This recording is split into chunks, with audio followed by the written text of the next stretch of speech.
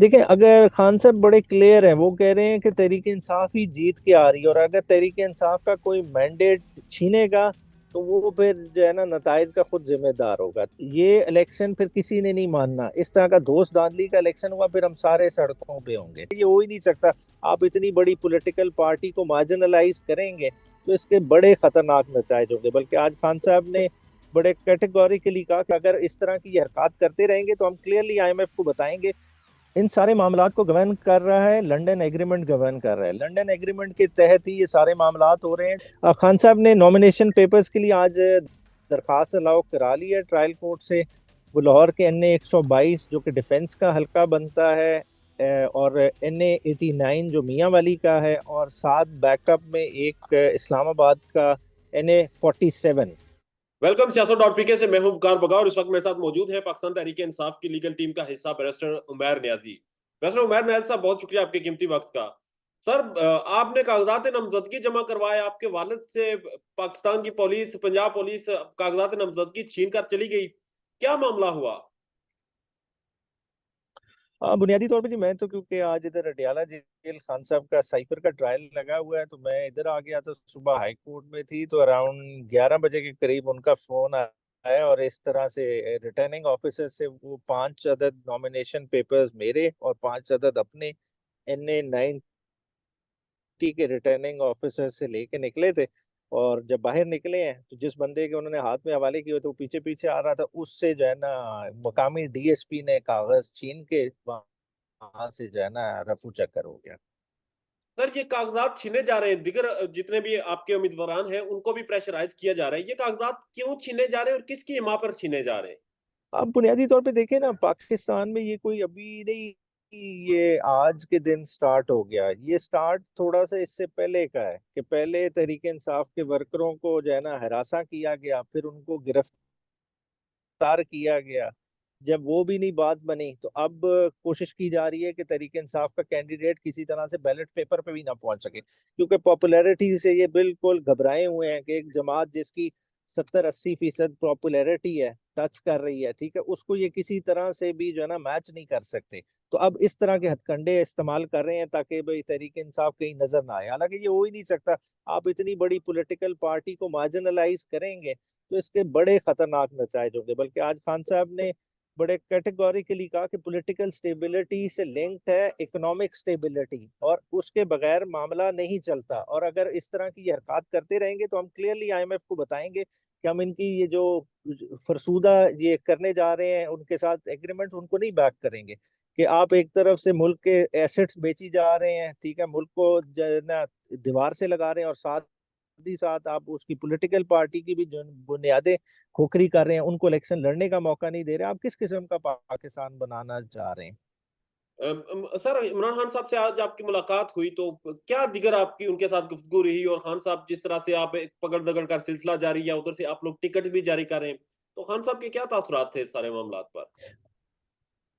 खान साहब के वो ओवरऑल खाली सारी चीजों को बड़ा कीनली ऑब्जर्व कर रहे हैं, और वो देख रहे हैं कि जिस तरह से आज पाकिस्तान बार काउंसिल की स्टेटमेंट आई, सुप्रीम कोर्ट बार एसोसिएशन की स्टेटमेंट थी इलेक्शन कमीशन के बारे में।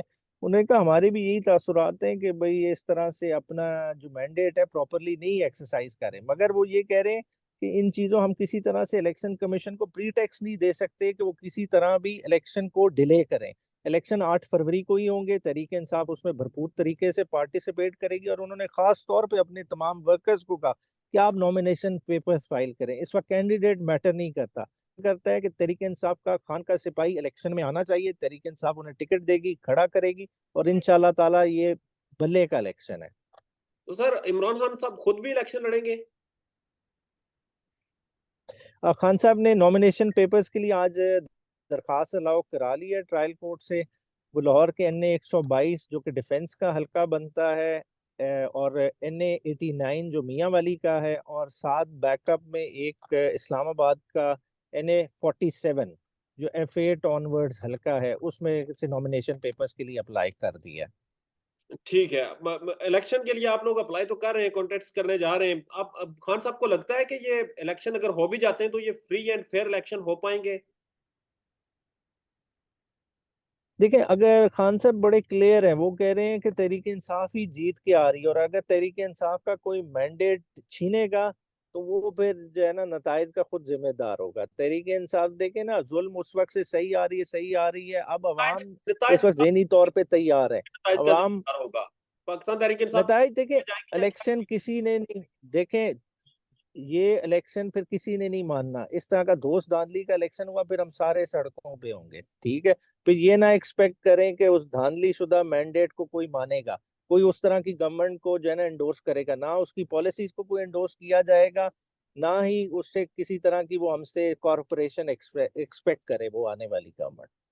ठीक है। उमर रैद साहब, मुझे आखिर में ये भी बता दें कि आपके ऊपर ये भी कहा गया कि आपने जो इलेक्शन के आरओज़ के हवाले से और जुडिशरी के हवाले से एप्लीकेशन दी थी, जिस पर स्टे ऑर्डर हुआ था कि पाकिस्तान तहरीक-ए-इंसाफ राय फरार अख्तियार कर रही है, उस पर फिर रात को अदालत भी खुली। आपको चीफ जस्टिस साहब बुलाते रहे, आप अदालत में नहीं गए उस वक़्त, क्या वजह थी सर? अच्छा, अदालत में तो बुलाते तो हम जाते तब ना कि हमें नोटिस दिया हुआ था। वो पिटिशन आई किधर है?